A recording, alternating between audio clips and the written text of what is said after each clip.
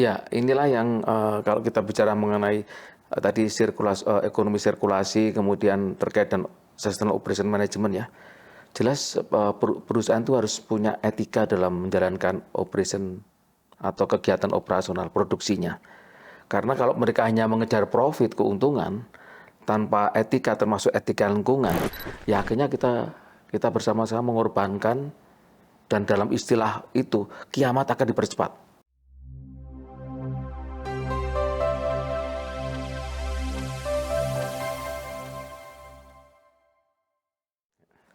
Selamat datang di FEB Talks Ekonomi Sirkular.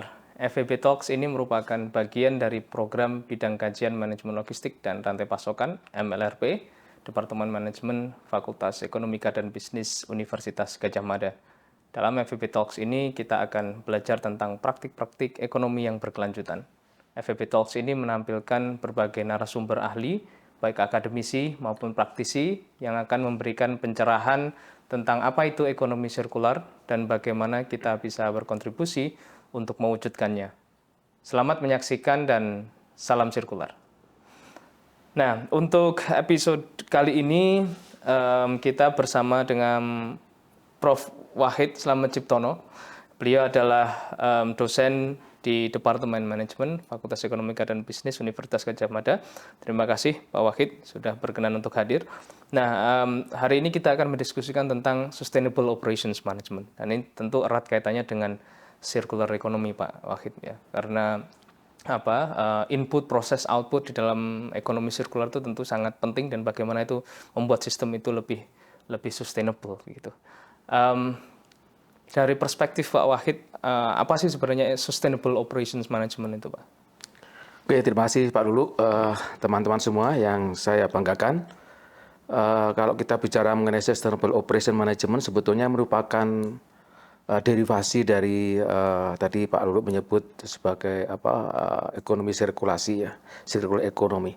Karena apa? Karena Sustainable Operation Management itu pada intinya adalah suatu proses penciptaan nilai tambah dan nilai guna yang berkelanjutan, yang diupayakan untuk mencapai zero waste atau tidak ada limbah dalam proses produksi atau operasi ini. Mengapa demikian? Karena seperti tadi saya sampaikan, ini keterkaitan antara aspek makro dan mikro ya. Dalam kaitannya dengan ekonomi dari si makro, kemudian operation melalui Sustainable Operation Management dari isi mikronya. Nanti makro mikro ini akan bersinggungan dengan antar keduanya dan itu menciptakan level meso ya. Sehingga alignment, keselarasan antara makro meso mikro ini menjadi hal penting. Dan Sustainable Operation Management itu sendiri diawali melalui suatu society, yaitu Production Operation Management Society yang didirikan 1990-an. Ya akhirnya merespon apa yang pertama kali disampaikan oleh mantan Perdana Menteri Norwegia, beliau seorang wanita, Gro Harlem Brundtland. 1987 dia berbicara di United Nations yang menyampaikan kaitannya dengan sustainability. Itu pertama kali sustainability diangkat dalam forum United Nations. Sehingga setelah itu direspon oleh Production Operation Management Society itu melalui jurnal Production Operation Management. Sehingga muncullah SOM itu. Demikian Pak Lulu. Terima kasih Pak Wahid. Menarik sekali ya. Tadi ada level mikro, meso, dan juga makro begitu Pak. Nah ini kaitannya dengan saat ini Pak, darurat sampah di Jogja. Jadi ini yang dengan beberapa pembicara sebelumnya juga kita diskusikan begitu. Apa kira-kira peran operations management Pak dalam hal ini Pak untuk kemudian juga bisa berkontribusi untuk mengurangi sampah dan tentunya nanti ke depan juga berkontribusi pada circular economy Pak. Ya. Oke, terima kasih Pak Lulu. Kalau kita bicara operation kan tidak hanya ini berlaku di perusahaan ya, tapi juga ada di lingkungan keluarga. Karena input, proses, output itu kan ada di rumah tangga. Nah ini saya mungkin mengkaitkan dan apa yang menjadi kegalauan Sekjen PBB ya, yang dia bicara tanggal 27 Juli 2023 berarti hampir 1 minggu yang lalu, yaitu bahwa era global warming itu sudah berakhir. Sekarang naik menjadi global boiling. Pemanasan global sudah berakhir, sekarang pendiddihan global. Nah, pendiddihan global ini menjadi sangat krusial, apalagi kalau kita kaitkan dengan darurat sampah. Kemarin sampah-sampah di Jogja kan menggunung. Kemudian beberapa inisiatif seperti teman kita Pak Rimawan, melalui Sonjonya itu bagus ya. Tapi sebagian masyarakat lain tuh membakar, Pak. Nah ini kan menjadikan pendiddihan global itu. Sehingga kontribusi operation, kalau kita kaitkan dengan di level keluarga, ya kalau kita memasak apapun kemudian menghasilkan sampah, baik sampah yang terkait dengan makanan itu kan ini kan bisa diantisipasi supaya kemudian proses produksi makanan ya di rumah tangga itu bisa mengurangi kemungkinan terjadinya global boiling itu, Pak Lulu. Ya, global boiling menarik. Berarti sudah sangat kritikal ya, Pak, kondisi dunia saat ini. Ya. Nah ini yang sayangnya di Indonesia masih cukup ayam-ayam saja, Pak. Ya. Dengan kondisi darurat di global. Nah tadi dari segi rumah tangga, Pak, kalau ada sebagian pendapat yang menyatakan bahwa ya ini juga harusnya menjadi tanggung jawab perusahaan dong gitu. Ya. Kalau menurut Pak Wahid bagaimana, Pak? Ya, inilah yang kalau kita bicara mengenai tadi ekonomi sirkulasi, kemudian terkait dengan sustainable operation management ya. Jelas perusahaan itu harus punya etika dalam menjalankan operation atau kegiatan operasional produksinya.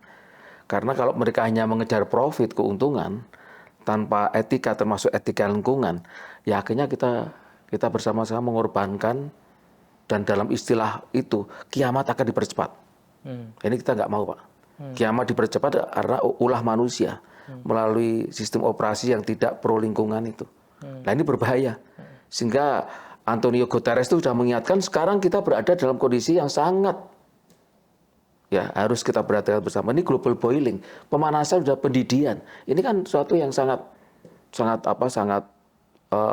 berdampak kepada lingkungan global, Pak Lulu. Jadi ini menjadi pertaruhan, perusahaan harus memberikan kontribusi bagi pendiddihan menjadi pendinginan, semakin dingin. Kalau tidak, wah ini kekacauan yang luar biasa, dari lebih parah dibanding perang nuklir sekalipun. Itu Pak Lulu yang kaitannya dan kontribusi. Jadi etika bisnis, etika perusahaan, etika operasional juga harus dimunculkan di sini. Ya. Baik, menarik Pak.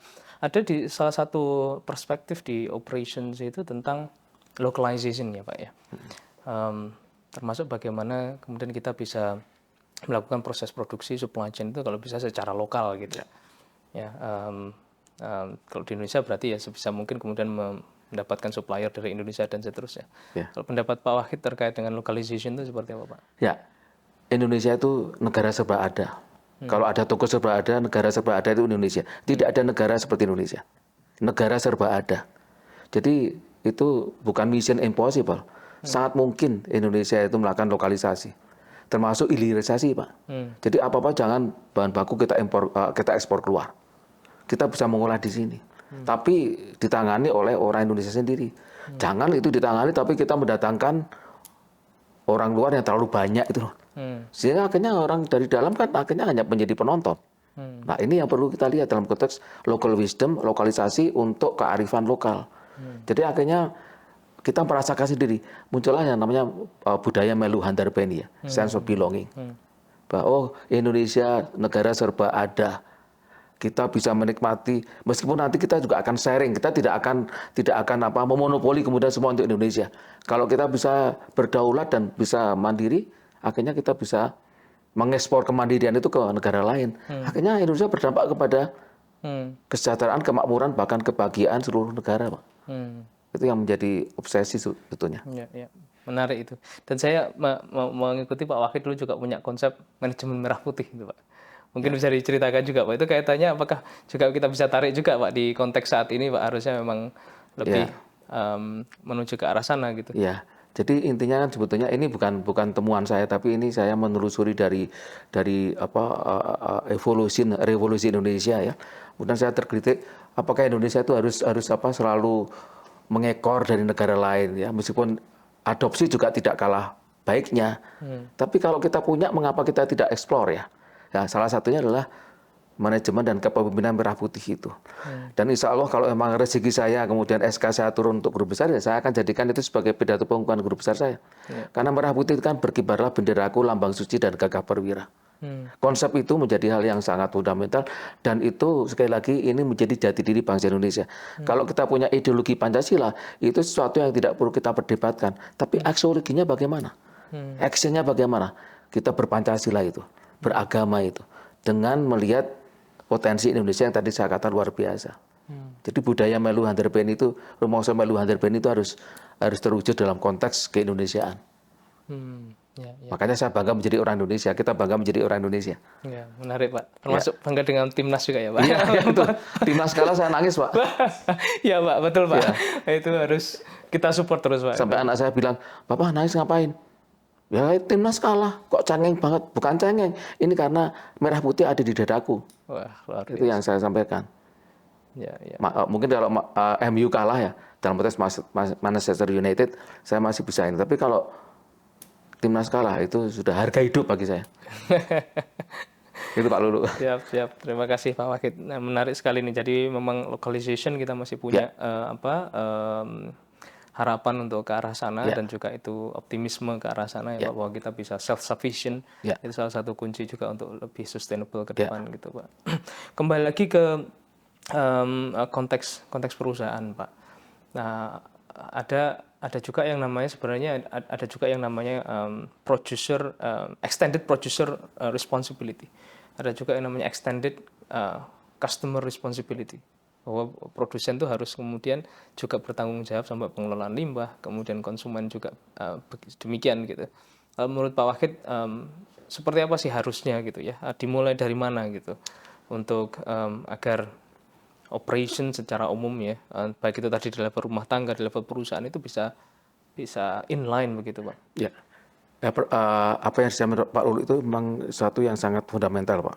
Dalam konteks kita bicara mengenai circular economy, kemudian dikaitkan dengan sustainable operation management ya. Kemudian best practice-nya seperti apa? Praktek terbaiknya seperti apa?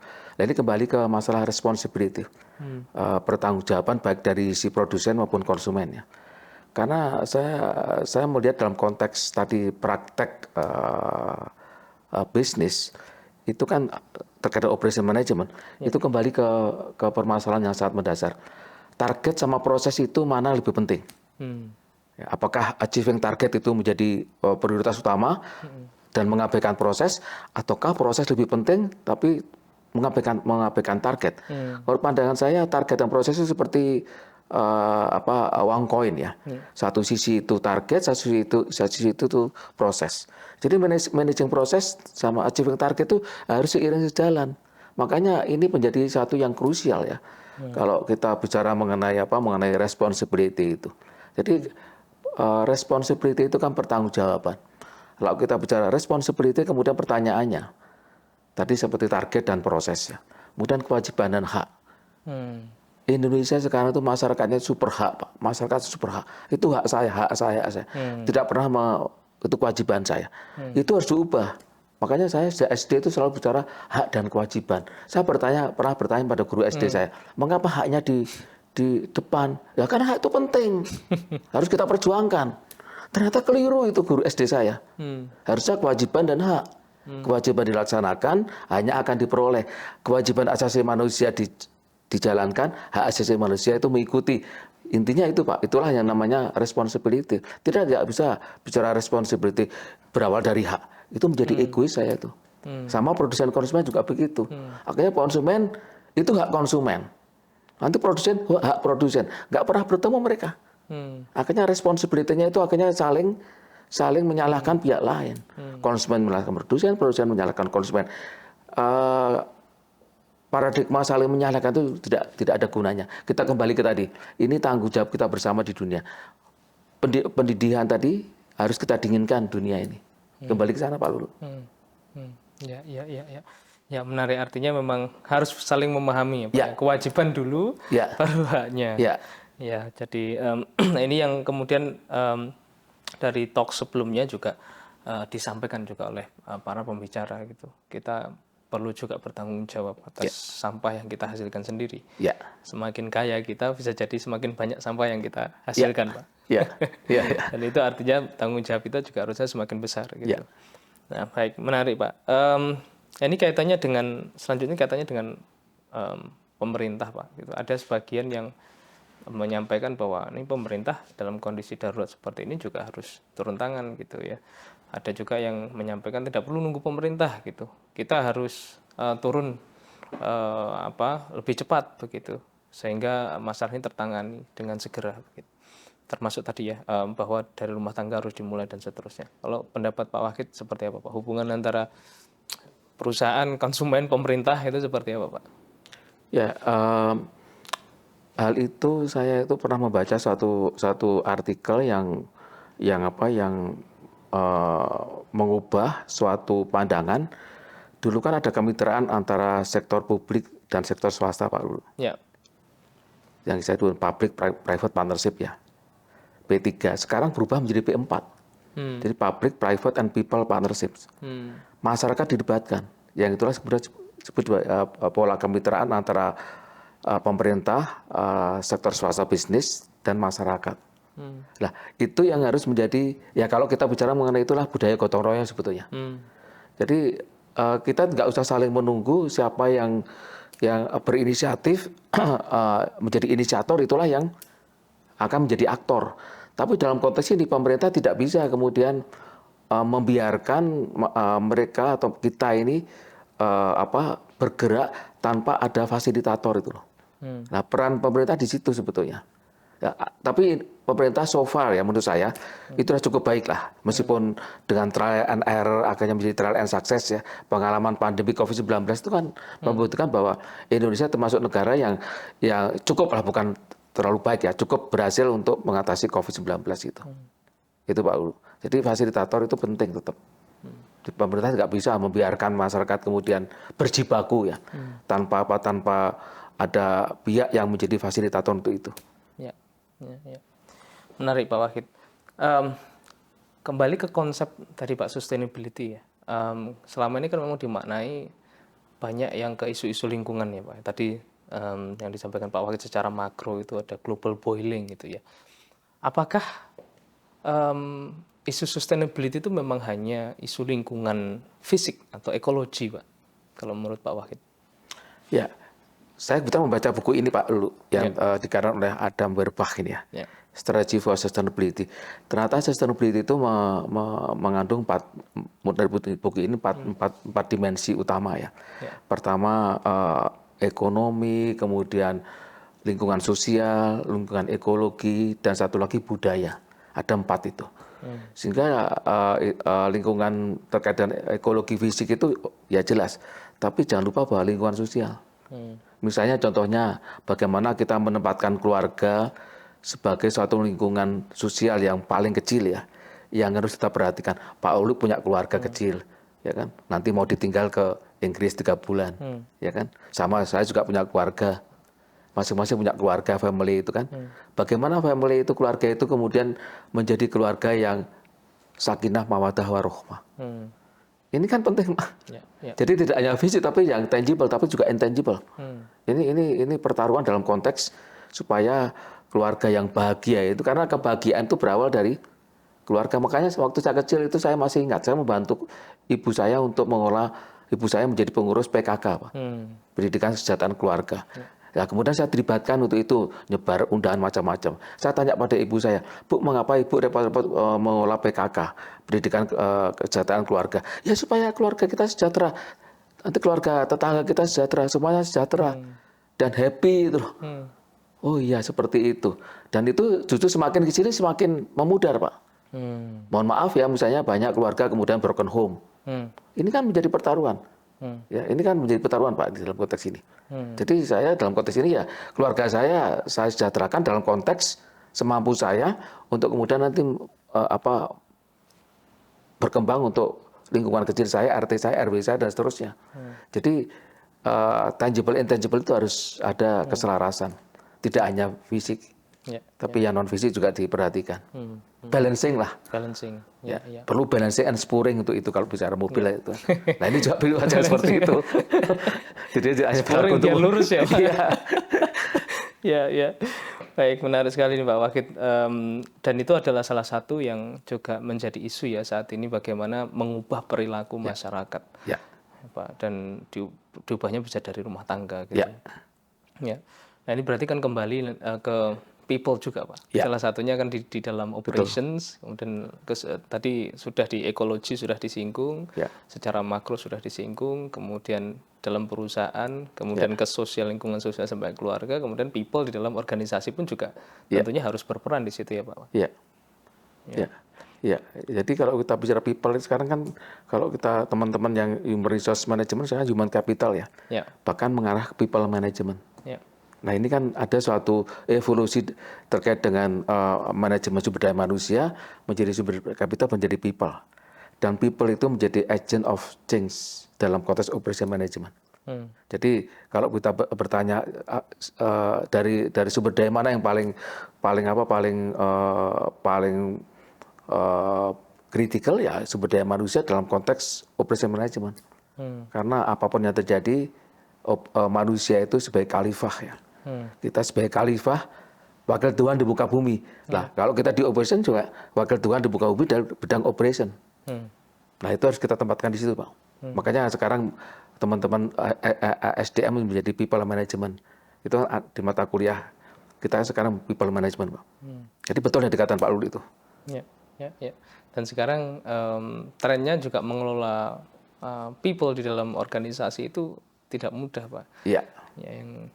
Karena perbedaan generasi dan lain sebagainya, sehingga mereka punya ekspektasi yang berbeda-beda gitu. Sehingga mengelola behavior di dalam organisasi pun juga tidak mudah gitu ya. Iya, betul. Memang seperti saya dan Pak Lulu itu mahasiswa saya.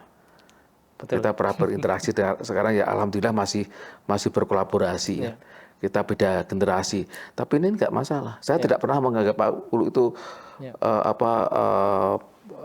lebih junior, kemudian saya lebih senior, lebih piawai dan seterusnya. Ya kita masing-masing punya plus minus ya. Kita bersinergi aja. Ya, yang muda tentunya lebih energi karena masih muda, yang senior harus lebih wisdom, Pak, punya kearifan tuh.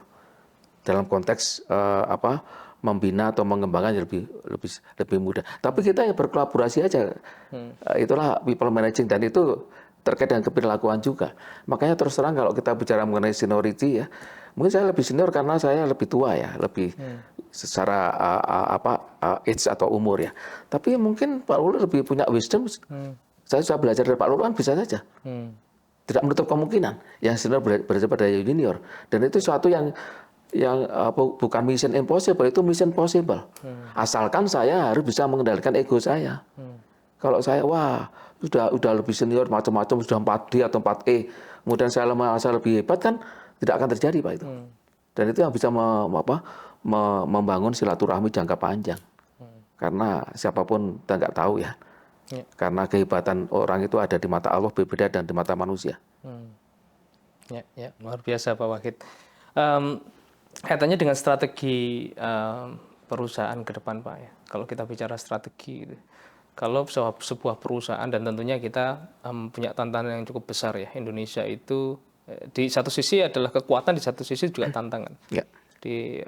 Sebagai kekuatan bahwa Indonesia punya UMKM yang sangat besar jumlahnya, dan itu menopang ekonomi kita ya, mayoritas karena kita UMKM, dan terbukti tangguh gitu ya diterpa krisis ekonomi.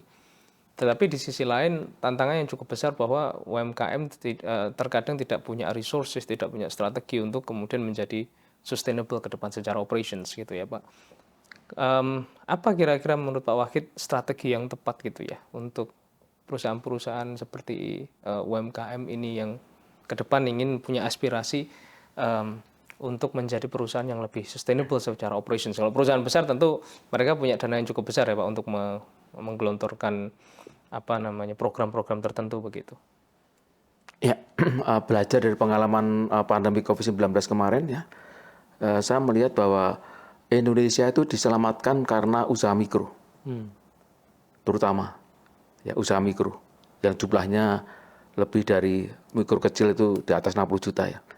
Kalau tidak ada itu, pemerintah tidak punya dana besar untuk apa?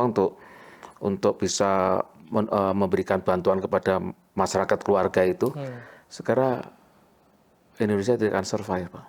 Tapi masalahnya usaha mikro kecil ini yang jumlahnya jutaan tadi, mereka itu jangan hanya ada di mikro kecil terus. Yang mikro menjadi kecil dan kecil menjadi menengah dan seterusnya. Dan mereka punya potensi itu. Dan bicara mengenai prospek peluang ke depan, sebetulnya usaha mikro kecil ini, saya fokus sama mikro kecil ya. Itu sebetulnya punya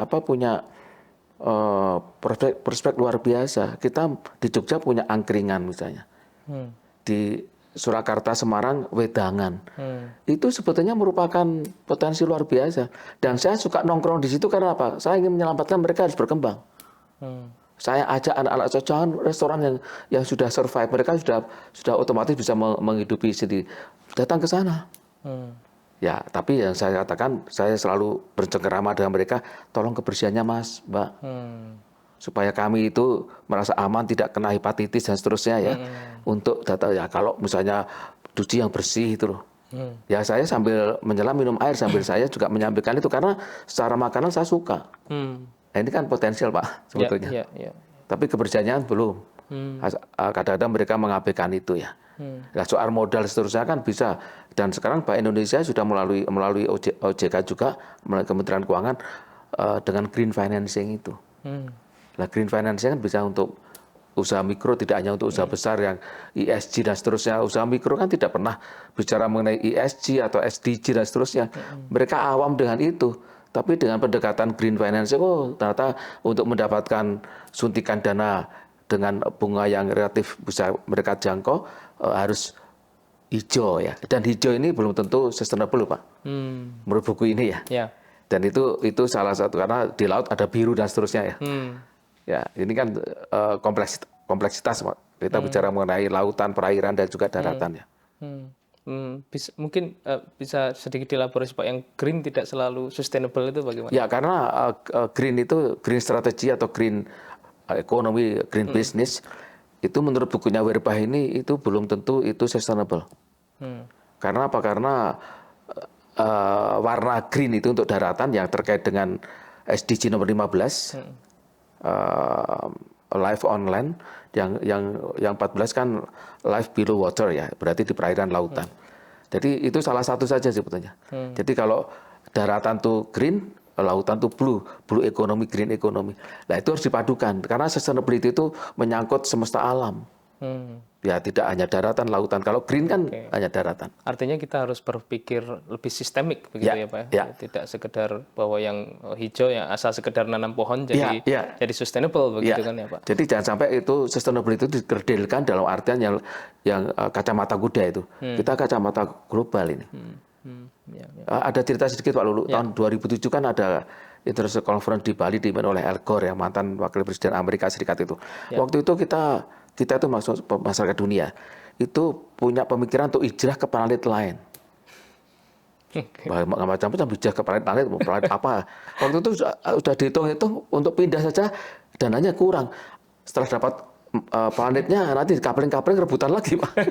Jadi itu mission impossible. Berarti mau tidak mau kan kita stay di sini di planet bumi ini sampai akhir zaman. Sehingga itulah sustainability itu merupakan komitmen global dan itu bicara daratan, lautan bahkan udara itu harus kita lihat secara simultan. Tidak kemudian dikerdilkan. Nah, buku ini mengatakan kalau green ekonomi atau namanya green business itu dianggap selevel dan sustainability, itu berarti mengerdilkan sustainability dalam arti yang lebih luas. Ya. Menarik sekali Pak Wahid. Artinya sebenarnya memang di level apapun tadi perusahaannya ya, walaupun itu UMKM, tetap mereka bisa juga berkontribusi pada sustainability ya, tadi melalui kebersihan, kemudian ada green financing dan lain sebagainya. Jadi memang tidak ada alasan untuk perusahaan walaupun kecil untuk berkontribusi ya. Di dalam perusahaan juga ada orang-orang yang memang harus juga berkontribusi di dalam mencapai sustainable operations tadi ya Pak Wahid. Ya. Baik, mungkin terakhir Pak Wahid punya pesan-pesan tertentu untuk perekonomian Indonesia atau mungkin untuk generasi muda sekarang yang By the way, masih sedikit Pak yang tertarik dengan operations management. Sejak saya kuliah dengan Pak Wahid sampai sekarang begitu. Apa kira-kira tipsnya Pak Wahid? Ya, memang saya dulu marketing ya, Ya, skripsi saya bidang marketing, kemudian karena dosennya kemudian tidak ada, kemudian saya di-assign itu. ya, Dan saya belajar berangkat dari saya menjerumuskan diri ke operation management. ya, Tapi saya mengatakan bahwa operation, finance, marketing, human resource itu sama-sama pentingnya lah. Tapi kalau kembali ke operation tadi, sebetulnya pertaruhannya adalah bagaimana kita memahami secara kafah, secara utuh mengenai operation itu. Dan akhirnya saya memahami itu meskipun sebelum secara kafah ya, karena itu nggak mungkin ya. Tapi berdasarkan apa yang saya pahami, operation management itu kan creates value added ya, ya, nilai tambah dan nilai guna, value in use, dan itu harus berkelanjutan dan berarti penciptaan nilai. Lah saya kemarin pernah dengan Pak Mabduh, oh Pak Finance juga penciptaan nilai, tapi untuk aktivitas keuangan. Ya. Ini penciptaan nilai aktivitas operasional. Ya. Nah, termasuk di perusahaan, di rumah tangga juga begitu. Jadi saya kira untuk generasi muda tidak usah takut kalau ingin menceburkan diri ya di bidang operation ini, karena nantinya akan dapat keunggulan tertentu yang didapatkan pada saat sudah mendalami itu, seperti yang saya rasakan sekarang. Termasuk Pak Lulu juga. Ya. Jadi saya Pak Lulu ini termasuk melanjutkan saya. Ya. Termasuk Pak Rocky juga kan. Ya. Dan Pak Lulu kan juga sudah memahami apa itu supply chain ya. Operasional itu berkembang, supply chain, logistik dan seterusnya. Dan itu berkembang. Ya. Termasuk di negara UK, negara Eropa ya kan. Ya Pak, saya ingat sekali dulu Pak Wahid menyampaikan kalau mau jadi dosen jangan pindah konsentrasi, harus konsisten di operations. Lalu saya pegang sejak sampai sekarang Pak, dan ya yang selalu saya ingat dari Pak Wahid juga tentang value chain itu, bahwa memang operations itu adalah primary activity di dalam value chain, dan itu selalu saya ingat sampai sekarang. Dan faktanya memang saat ini kita bicara sustainability, circular economy tidak terlepas dari aktivitas kunci itu Pak. Jadi yang menghasilkan sampah ya proses operations itu, yang menghasilkan produk ya operations, sampahnya sampai ke pengelolaannya itu juga operations Pak. Jadi memang tanggung jawab yang sangat besar bagi operations. Jadi terkesan memang dirty works ya Pak dalam tanda kutip, tetapi itulah aktivitas kuncinya. Dan tadi disampaikan Pak Wahid, value added itu ya harusnya dibarengi juga harusnya dengan sustainability ya Pak, ya, aspek-aspek sustainability yang tadi sudah sangat komprehensif disampaikan oleh Pak Wahid, ada level mikro, meso, dan juga makro. Terima kasih sekali lagi Pak Wahid, guru kami, senior kami, atas ilmunya yang luar biasa. Demikian episode FEB Talks Ekonomi Sirkular kali ini. Semoga bermanfaat untuk kita semua. Saatnya kita bertransformasi menuju ekonomi yang berkelanjutan, dan saatnya kita memikirkan keberlanjutan bumi di mana kita berpijak dan mencari penghidupan. Salam sirkular.